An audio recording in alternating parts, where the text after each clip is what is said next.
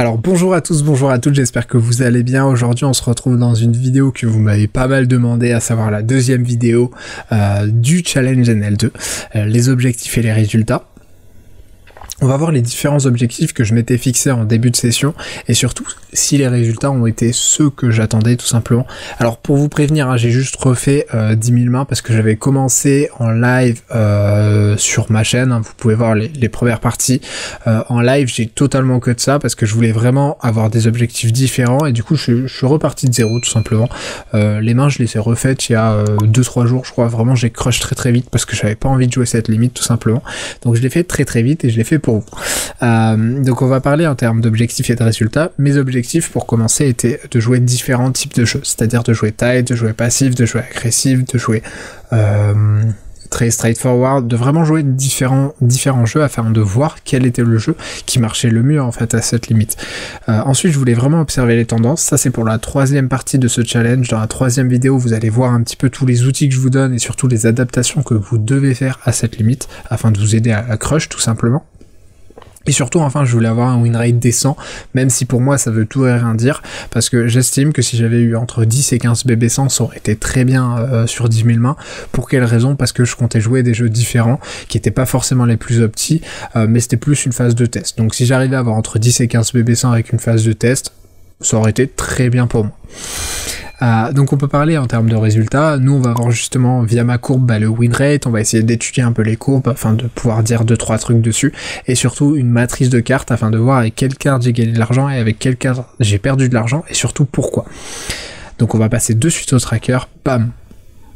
Voilà, alors déjà juste je vais enlever un peu les gains à l'abattage, ça sera parfait afin de vous donner une petite courbe assez correcte. Donc on peut voir que la courbe de V est en dessous, donc j'ai eu un peu de réussite vers la fin, hein. La courbe de V est orange et la courbe de gain net est en vert, mais nous on va parler que de V aujourd'hui, on s'en fiche de ma gain net.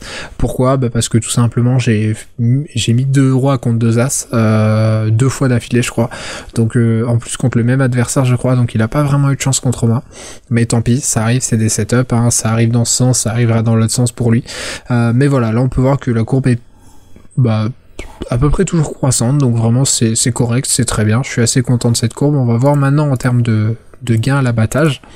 Donc le standard évidemment c'est que votre courbe rouge baisse et votre courbe bleue augmente, ça c'est le standard. Pour quelle raison? Parce que votre courbe bleue tout simplement représente les gains que vous avez eu en montrant vos cartes à l'abattage. Là on peut voir qu'elle doit monter et elle doit monter en permanence. Pour quelle raison? Parce que vous êtes censé gagner plus souvent quand vous montrez vos cartes que quand vous les montrez pas, tout simplement. Et c'est pour ça que votre courbe rouge baisse, parce que vous êtes censé perdre de l'argent quand vous montrez pas vos cartes. C'est tout à fait logique. Il y en a qui arrivent à la maintenir à 0 la courbe rouge, mais pour moi ça n'a pas vraiment d'intérêt à ces petites limites, en tout cas parce que je conseille vraiment un jeu très tight, de jouer vraiment des ranges solides et jouer très tight et ça fonctionne. Je vais vous montrer les différentes étapes. J'ai joué très agressif au début, à peu près jusqu'à 3000 et quelques mains jusqu'ici. Pourquoi? Pour voir si mon jeu fonctionnait sans adaptation. Et on peut voir que oui, ça fonctionne, même si j'ai des moments où je baisse un petit peu. Dans l'ensemble, on peut dire que ça fonctionne. Après j'ai joué plutôt passif jusqu'à 8000 mains à peu près, enfin un peu moins, jusqu'à ici 7005.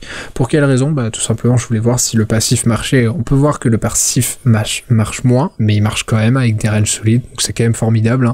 Si on est passif et qu'on colle tout et qu'on fait très peu de 3 bêtes, ça marche, c'est quand même incroyable.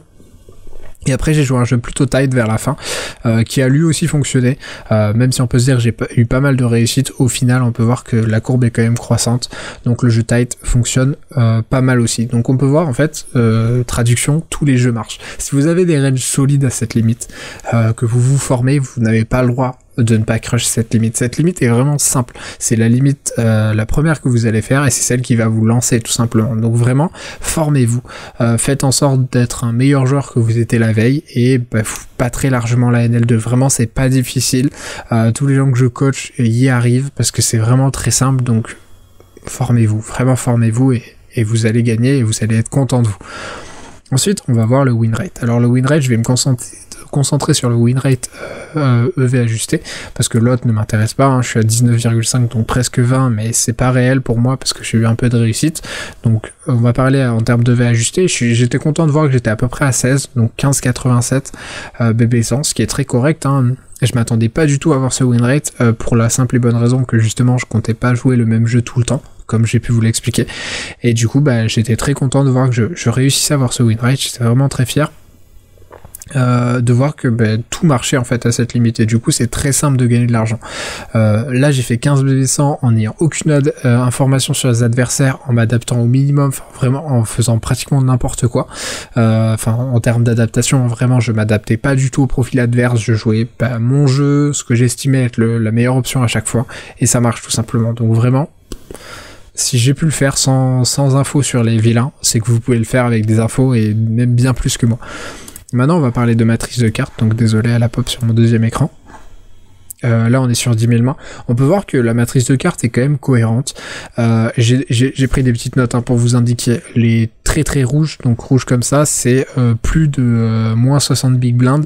Les un peu moins rouges, donc comme ça, c'est de moins 5 à moins 60 big blind du coup. Et les rouges un peu comme ça du coup, enfin les rouges orangés, les oranges pardon, c'est de moins 1 à moins 4 big blind, donc c'est vraiment dérisoire. Et à l'inverse, les vertes comme ça, c'est 1 à 2 big blind. Comme ça, c'est... Enfin, non, comme ça, il n'y a pas, mais comme ça, c'est 1 à 2 big blind. De cette couleur-là, c'est entre 8 à 68 big blind. Et de cette couleur-là, c'est de 80 à 948 BB. Donc, ok. On peut voir que c'est cohérent avec mes ranges, tout simplement, parce qu'on peut voir que, certes, je perds un petit peu avec Cascade, je perds un petit peu avec As5, donc beaucoup avec Cascade quand même, il faudra que je fasse attention à cette main, mais les autres mains c'est plutôt standard. Roi Valet, bon je perds 27 big blind, donc c'est vraiment pas très représentatif, il y a que 10 000 mains, faut pas oublier, hein. As-Dame par contre je pourrais peut-être regarder pourquoi je perds de l'argent avec cette main, est-ce que je la joue mal ou non. Cette matrice de cartes sert vraiment à vous aider en mode, mais j'ai fait des erreurs, qu'est-ce que je dois faire justement? J'ai fait des erreurs avec cette main, j'ai du mal à gagner avec cette main, quelles adaptations je dois faire? Est-ce que je dois arrêter de la jouer? Ou au contraire, est-ce que je dois continuer de la jouer, mais du coup m'adapter avec cette main différemment contre les profils adverses? C'est vraiment ça à quoi va vous servir une matrice de cartes, et c'est pour ça que c'est comme ça qu'on doit construire nos ranges, tout simplement. Ça c'est vraiment un tip que je vous donne, c'est vraiment super important que vous le reteniez, parce que c'est nécessaire tout simplement. Donc je vous invite vraiment à le faire, et si vous avez la moindre question, n'hésitez toujours pas dans les commentaires. J'espère en tout cas que cette vidéo vous aura plu. Moi, ça fait un plaisir de vous la tourner. Je vous souhaite une très bonne soirée. Ciao, ciao!